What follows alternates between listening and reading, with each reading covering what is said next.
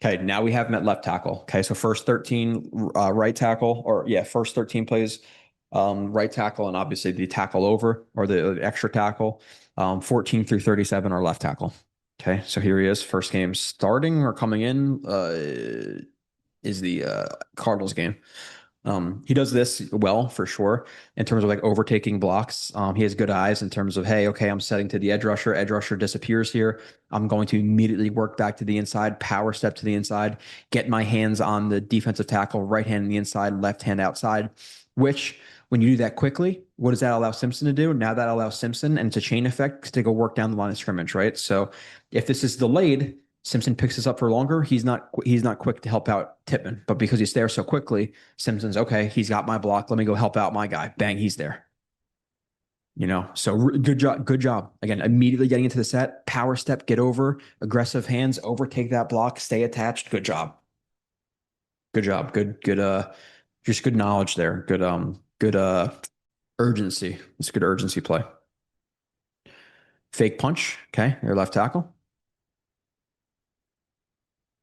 Okay. See a little bit more comfortable here now at left tackle. And this may not even, and honestly, like looking at this again, it may not even be a fake punch. He's just in control. So we have more of a 45-degree set. Good job splitting. Now he's not oversetting. Yeah, I think it's a little bit too much umph into it for a fake punch. So I disagree with myself just watching it once. I think he goes to two-handed punch, but then he realizes that there's too much distance here. He's not working into me. The hand's coming out. I'm going to pull my hands away and then get my hands on. So initially, plan right there, but nope, pull the hands away, stay balanced. Now get my hands out, left hand into the chest and get my hand or get my hands on that edge rusher. So I don't think it was his plan to fake punch there because that is aggressive. Now, if it was, hey, obviously, if he wasn't a liar and I believed him, he could. And I'm not assuming he's a liar or anything like that, but I'm sure even if he was like, no, like in his mind, like, oh, I didn't mean to do that. It looks great. So like, yeah, I did that. I don't think that was supposed to be a fake punch. Doesn't reach. Nope. Realize it's not gonna land. Get back on it. Good play. Combo, good and bad. I'm supposed to be good on first level, bad on second, or vice versa. Probably left tackle. Okay, so I guess yeah, on the second level, want to see him stay more attached there. Obviously, just comboing to the backer. Again, I don't really care about the run and all that stuff. We'll go through Brees's stuff, and that's not even a bad play by Brees, but on the first level, does a good job stepping down, right hand into the chest, left hand looks to be low. One get some. I think he stays on it for just a second too long. Like he's already driven to the inside right here. Why not get off of it? Now my question about it is, are his eyes up? Are the eyes up, or does he just now does he see that second level threat? So again, maybe I'm being nitpicky. I think that's why you guys watch these and stuff. But I do think the eyes are down and are not in the second level. Gets extension at this point. Don't hang on that block. There's really not much point of doing it. Now the good is he creates movement with Simpson, which is great. He gets to the second level. But again, he's a little bit late to get there because he hangs onto that block too long. Now his chest is exposed and there's not a lot of momentum going into the block of the linebacker. Linebacker splashes him, gets extension, works underneath the block. And if Brees were to be there, he'd be on the tackle. So I want to see a little bit better eyes there, and I want to see less commitment to that first level. Take your 3 to even 5 steps. Again, depending if that linebacker is shallow, if that linebacker comes too far to the inside, then okay, take some liberties and take 5 steps. But we got 1, 2, I'm sorry, 1, 2, 3, 4, 5, 6, 7, kind of coming off the 6th and the 7th, but still just hangs on a little bit too long. Want to see him come off a second earlier. That is nitpicky. I'm gonna say it's more good than bad. All right, working through. Sack given, left tackle. Okay, so this is pretty much always his punch. And I saw on Twitter like somebody like, oh, put up a bunch of different Fashanu reps and like he changes his punch all the time. I very much disagree with that he changes his punch all the time because he does not. It's just not true because he pretty much always does left hand wide, right hand underneath. But the problem with it is he hops back. So when his right hand lands underneath and he hops back, his anchor is good. The problem is if they're a little bit quick to get into his chest and his hand doesn't land, he exposes his chest and his left hand never really creates much pop. Now again, there is a time and a place for hug techniques, but his is like a quasi. It's a quasi hug. The right hand just scoops from low, and the left hand comes wide. So it's not really a hug. Hug is just obviously both shoulders. Um, but with him, it's not that it doesn't work all the time. It's just that if they stem you a little bit to if they stem, so there's two things. If they can time it, they can bull rush him. Really, if they time it, they can do anything. If they time it, they can bull rush him, right? Because his hands are coming wide and from low. If they time it, if they stem him a little bit to the outside, they can get inside because he hops back into it and his right hand's coming underneath. And or or they could if they can time the outside punch, it's wide, so you just chop it, you know. So here, kind of does that.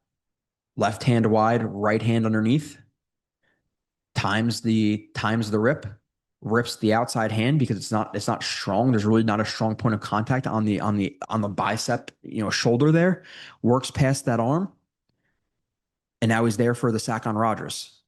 Um, he needs to change up his pass sets. He needs to do more straight arm punches with the outside. He could do hug techniques. He can do inside punch. He could do two-handed punch, whatever it may be. But you're pretty much always going to see this. And again, I watch every single one of his reps, so I do not buy he changes it all the time because it's just not true. Gives up a sack there. Again, we'll see it. We'll see it throughout the review that it's just that's his set. And it was the same thing in college, and that was my concern with him in college. Was that he overset a little bit and the punch was the same, and he didn't really change that much at the NFL level. So again, I thought he was decent. I thought he was decent his rookie year. Okay, same thing, same punch. Gets into his set, gets into the set. Okay, I'm not going to say overset, maybe the slightest bit, but nonetheless gets into that contact window. Right hand underneath, left hand going wide. But again, if you play with angles and stuff, you could time his punch. Right hand's reaching from far away, not a lot of power there. The left hand is so wide that again, the only thing you're trying to do is contain him. But if they can time that, they're going to be able to chop it down all day. Chop it down, rip, give up the pressure, and what probably should have been a hold. Again, so again, you're seeing that same pass set. There's just it's a good thing to contain guys. Like if guys are working laterally and are not very sure and all that stuff, like okay, yeah, use that punch. But in terms of like creating power, kid cannot be waking up already. Gotta be kidding me. It's usually at least an hour, not 30 minutes. That would be brutal. Need that little man to go back to sleep. But pressure allowed there. All right, let's move to the next. Quick to overtake. So similar to the Cardinals play, he's going to drop back into coverage or do whatever he does. He's immediately going to take 91. So that's obviously a positive to his game. Okay, get into a 45-degree set. Notice the delay. Eyes flash to the inside. Power step to the inside. Right hand into the chest. Left hand into the shoulder. Latch onto him. Nice and strong. Quick play, but obviously, again, good. Now it allows Simpson to drop off of that and then work towards Leo and drop a shoulder into Leo. Hug tech drive hip. Or is it hug tech or is it just the same set he always does? It ends up looking like a hug tech. It's again, okay. So more a little bit of more aggressive 45-degree set, slight overset, the slightest bit of an overset, left hand wide, right hand underneath. Now, I don't think 98's as athletic. Chops down the hand. Olu is able to reset that, get the left hand on. I like the recovery here. Right hand onto the hip. Gets wiped away a little bit, refits it, and then drives them vertically and stays on it. But is the punch the same? Yes, the punch is the same. So you'll see it throughout the next 18 plays that it's going to be pretty much the same thing every single play. So he's got to change the pass sets. Patient run block smart from Olu here. Okay, you're a right tackle. I believe they run off the right side. He dives inside and he lets him instead of chasing it. I believe in this one. Yeah. Smart play. Okay. So they're running just running like duo. And what he wants to do is, if 98 steps into the C gap, they're gonna combo him probably to the backer. Um, but Olu's not gonna chase him as he dives inside. Olu's gonna take more of a vertical angle towards him. And he steps inside because that's what he's supposed to do, but he gets more vertical, right? Not going to chase him to the inside, not going to try to match him to the inside, invite him to the inside. That's what he does. Gets the right hand into the chest, the left hand into the ribs, into the hips. Nice tight arm angle into the hip. Drive him completely out of the play. Good job not getting too lateral there. And again, taking your first step inside like he needs to as a part of the scheme, but then getting vertical. Good hand placement, drive that hip, move him to the inside.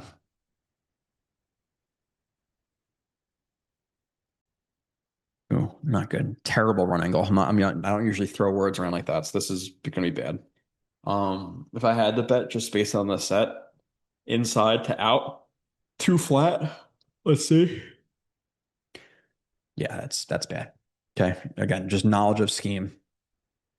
Um, the run's going opposite of you. The run is going opposite of you. What can you absolutely not do? You can absolutely, and again, I've said this so many times, it becomes frustrating. I'm not saying with just him, just with everybody.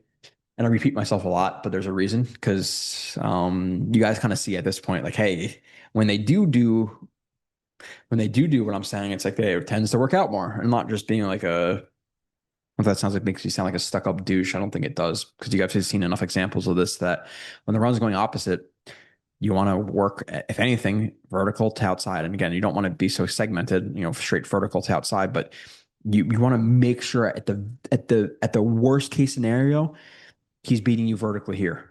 Cannot cross your face in any scenario. Olu gets way too flat, immediately opens up, feet are crossing, head is ducking, hands are low. Look how he's coming to contact right there. You just got to run a better angle. If he were to just take 2 steps vertically and fall down, it would be more impactful than what he does here.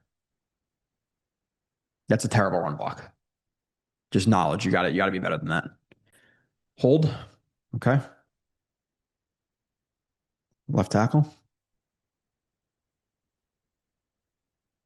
Okay. So now you have a right off the jump. Like, look at the linebacker. Is he showing like he's going to be aggressive here? Does he look like he's going to be coming? Just based on the body language, him hopping. You have duo, and he's supposed to be. Yeah, you have duo, and he's supposed to be blocking at least in this. Yeah, you have combo to this backer, combo to that backer. So with him being more to the outside, you really got to only take like 1 or 2 steps to the inside. He takes 3, which is, for the most part, 3 is good. But when he's already to your backside, showing that he's going to be aggressive, take like almost like well, a gallop would be 2, well, 3, but get inside really quickly, hand check him, get to the outside. But once he starts working to the inside like that, don't even chase him because this guy is showing that he's going to be aggressive right off the jump. If Olu, who chases a little bit to the inside, 20, shoots through that C gap, ducks past the arm, Olu is gets the arm around the neck and holds him. Why? Chased it. He chased that. He chased the inside.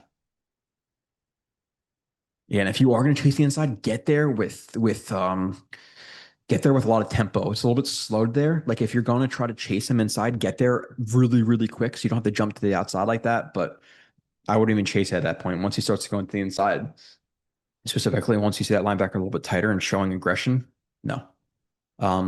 Overset a few times. Okay. Okay. Now, luckily Simpson's there. Rogers gets out of it.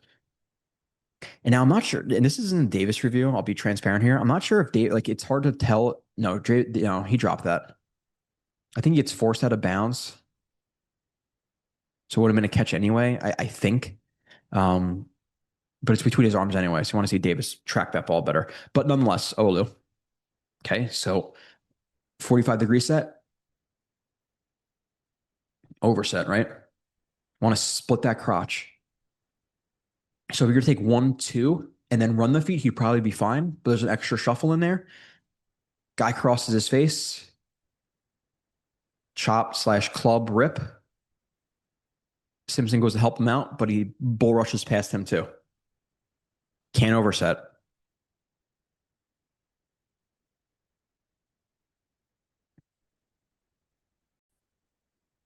Okay. Sack allowed. I put not by PFF question mark. I'll see what my criticism is here. I'm not sure if PFF. I guess they didn't. I don't have PFF, so I don't know how I knew that. But I'm assuming this is a player. I'm going to assume that like they're going to say it wasn't a sack loud, it's a sack loud on somebody else, but it was really Fashanu's fault. I'm assuming that's what I'm saying. But let's watch and make sure. Okay, so he forces Rodgers to roll out, which leads into a sack. So it's not going to be technically given up by him, I wouldn't think. But it's his fault. It's his fault because let's say that he weren't to be pressured and he looks to the middle. Garrett Wilson is as open as it gets in the NFL, in the middle there. So what's the problem here? Is that Campbell?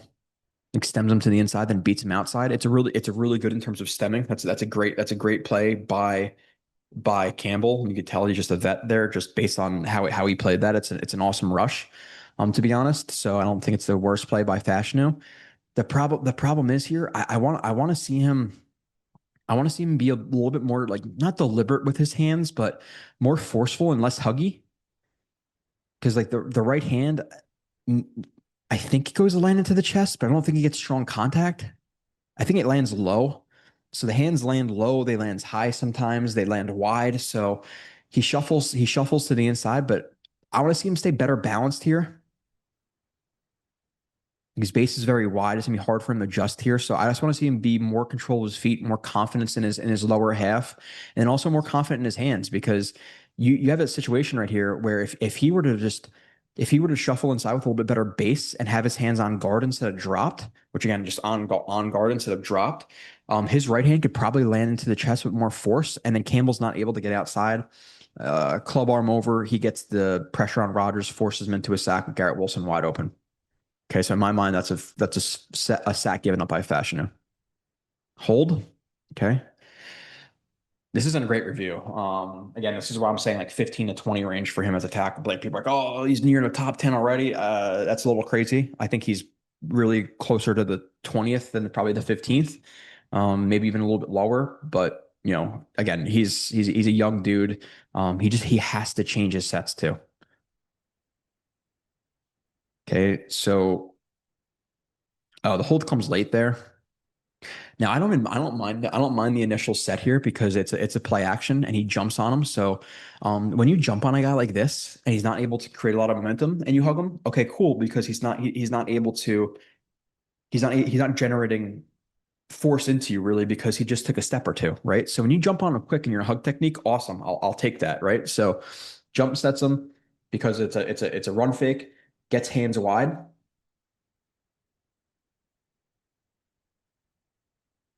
Right? Stays attached, latches, matches them to the inside, matches to the inside. Really, it's just a thing where you gotta know when to let go. Like when they start working opposite of where you're holding, then it's a problem.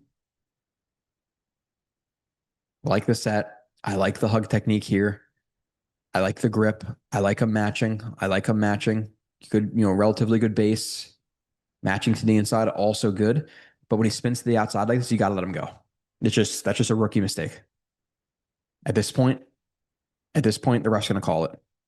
Because he didn't call it until now. Once he tries to spin to the outside, you gotta let him go. Throws the flag. Negates a catch by Davis. Fashanu face crossed. Okay, left tackle. Okay, similar thing, right? So that Dolphins play. Now we have more. Now we have like This isn't a Tippmann play. This is a bad Tippmann play in the run game too. Like a Crowler technique, and he just oversets that. Not over.